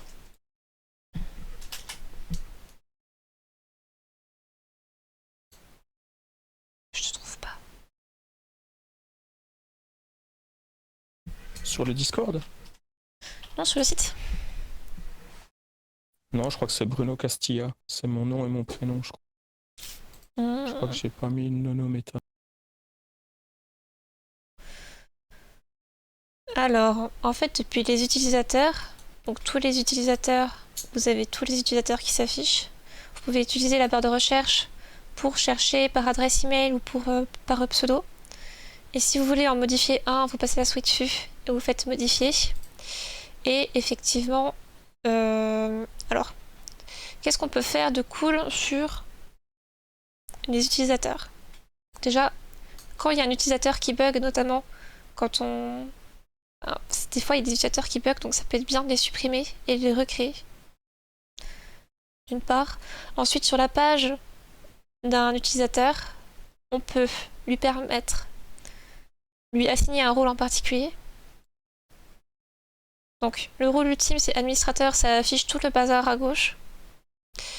Le rôle un peu plus intéressant, c'est éditeur, ça affiche une version allégée et ça permet d'éditer le contenu des pages des articles. Le rôle auteur, ça permet seulement de créer des articles et de modifier le contenu des articles. Et le reste, c'est des trucs. Alors, gérant atelier, je sais pas trop ce que c'est. Je crois que ça permet simplement de gérer en fait spécifiquement les ateliers. Donc d'éditer et d'accéder aux ateliers.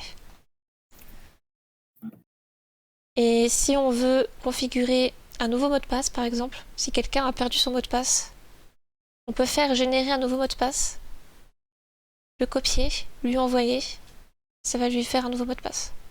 Si la personne galère, par exemple. Et là, si on fait ça,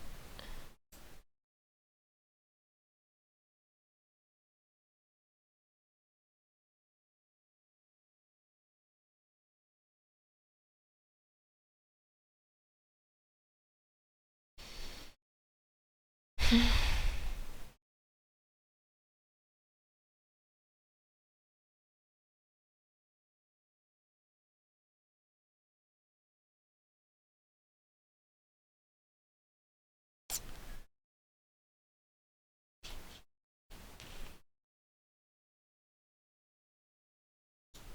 sais pas trop comment donner un droit. Tu sais, toi, Léo, comment donner un droit de modification particulier sur une page ou...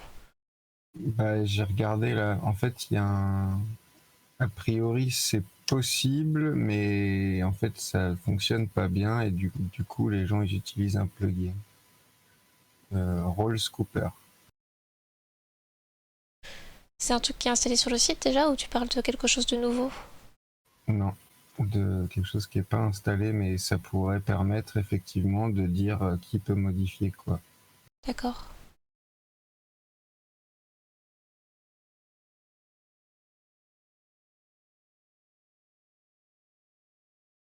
Bon, en tout cas, si vous souhaitez avoir une nouvelle personne qui puisse administrer, enfin, gérer le contenu des pages des articles, le plus simple c'est de le mettre en éditeur en fait. Pour l'instant. Et sinon, autre question.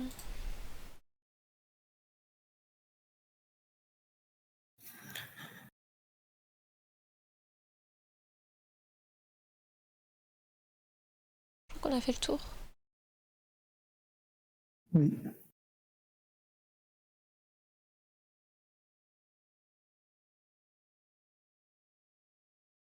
Bon, L'envoi des newsletters, c'est aussi à partir du site de WordPress? c'était le cas avant, mais ça buguait. Du coup, là, c'est extérieur et c'est sur Sendinblue. C'est un peu similaire à ce qu'il y avait avant, sauf que c'est sur un autre site. À voir pour donner les accès.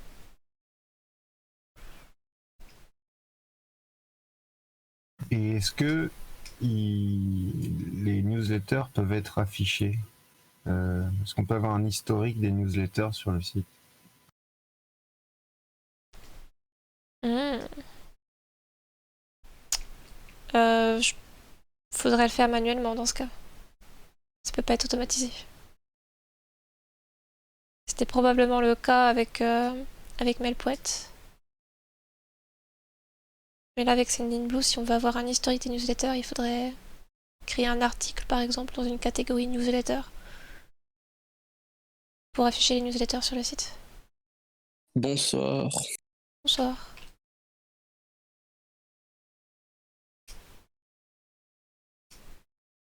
Autre question par rapport au site?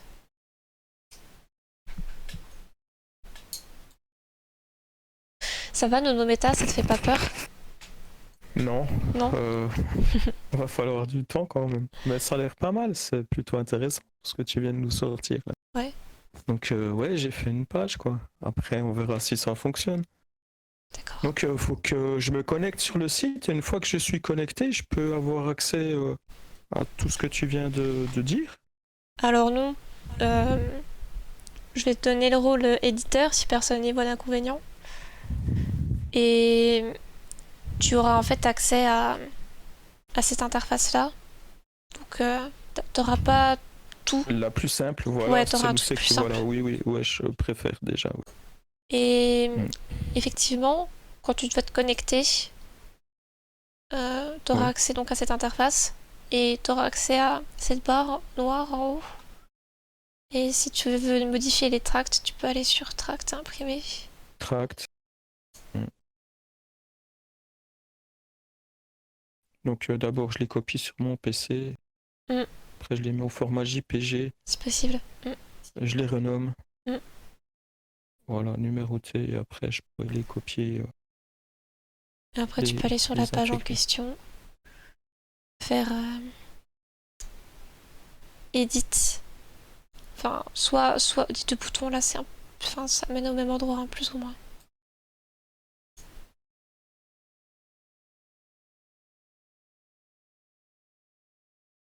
Ah non. Ça, c'est pour avoir l'accès à l'éditeur visuel.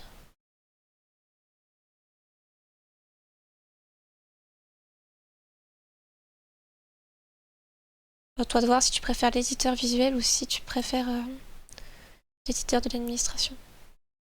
Qui ressemble à ça. En gros, c'est la différence entre les deux boutons là. Ouais. Entre modifier la page et edit with WPGPKW. Depuis les deux là, donc je peux copier les nouveaux documents. Tu peux modifier la page pour ajouter les documents. Voilà. Soit dans illustration, soit dans tract. Soit illustration. Puis enfin voilà, faut juste passer la souris sur l'élément. Là sur donc le crayon pour hésiter. Ajouter. Je vais chercher mes documents que j'aurais mis dans un fichier. Ils seront au format JPG et je les intègre. Pas idéal. Si j'ai besoin d'infos, je viendrai te voir. Ouais, n'hésite pas. J'enverrai un message. N'hésite pas. Ça marche. C'est sympa. Bah, c'est toi qui est sympa aussi. Ouais. Merci encore de t'occuper de ça. Après, comme ça, on va aller spam la page à tout plein de gens. Comme ça, il y a tout plein de gens qui partageront tout plein de trucs sur le RIC. Ouais. Ça serait bien. Ce serait bien. Super. Oui, vraiment, ouais.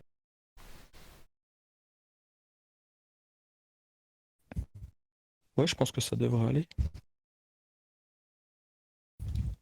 Est-ce que j'ai vu qu'on avait un backup complet, j'ai vu qu'on avait un historique par page, est-ce qu'on a un historique complet? C'est une excellente question. Ce serait super bien, en tout cas.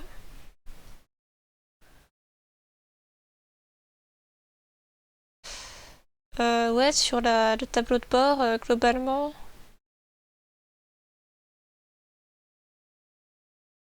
On a l'activité. Mais ça, c'est les nouvelles pages qui sont publiées, c'est pas un historique. Faudrait que je mette un historique sur cette page, ce serait quand même bien. Je pense que c'est possible, hein.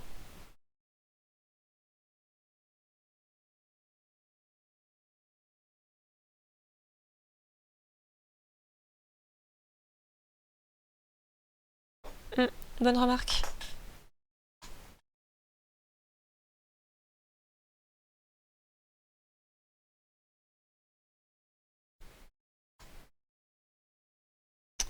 Ah, autre information aussi.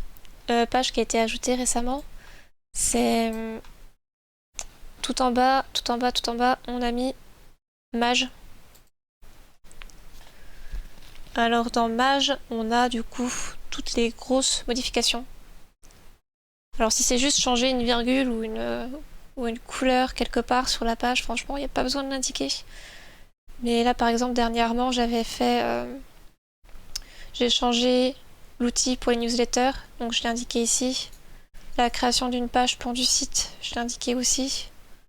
L'ajout de l'agenda Google sur la page d'accueil, à l'aide d'un shortcode, je l'ai indiqué ici aussi. Par exemple, la note technique, il suffit d'utiliser un shortcode pour ajouter l'agenda ailleurs ou pour modifier le code de tous les emplacements de l'agenda. Voilà, ça je l'ai indiqué ici. La pop-up aussi, etc.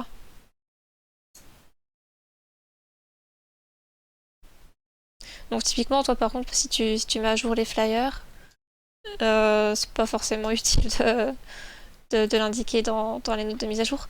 Par contre, ce qui peut être cool...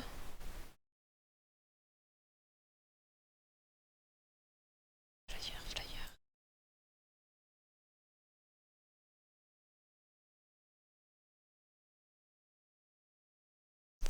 Ce qui peut être cool, c'est de juste indiquer peut-être la dernière mise à jour ici. Et encore. Donc changer la date, que tu veux dire? Ouais, quand on va sur modifier la page. Quand je le mets au format JPG, il doit mettre une date, normalement. La date à laquelle il a été Mais en fait, modifié. la date qui s'affiche ici, c'est pas automatique. Faut le mettre manuellement. D'accord. Ok. D'accord. Mais après, si c'est chiant, on peut retirer, ça sert pas forcément à grand chose. Je sais pas. Tu me rediras. On verra. Bah, toi de voir. C'est toi qui décides. Je risque d'oublier. Tac.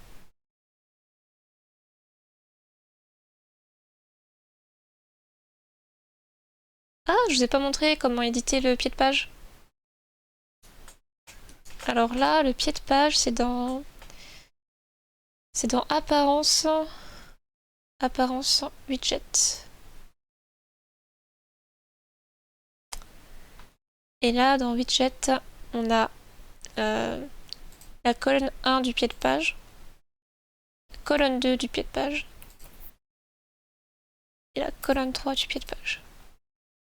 Le contenu respectif. Si vous voulez changer quelque chose, par exemple retirer une virgule, voilà, vous retirez la virgule et vous faites enregistrer.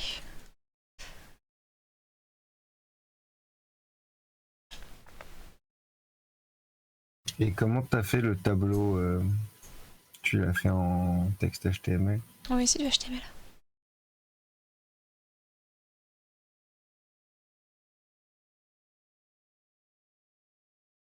Enfin, c'est pas compliqué hein, de générer un tableau en HTML. On mettait tableau.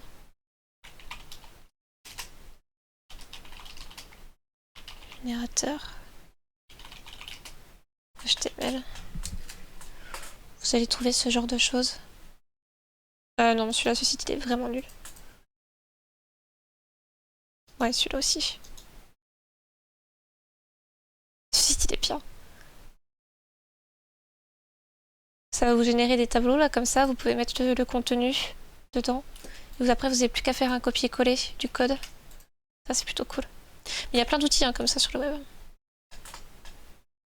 Pour faire des boutons, notamment, aussi. Voilà. Super.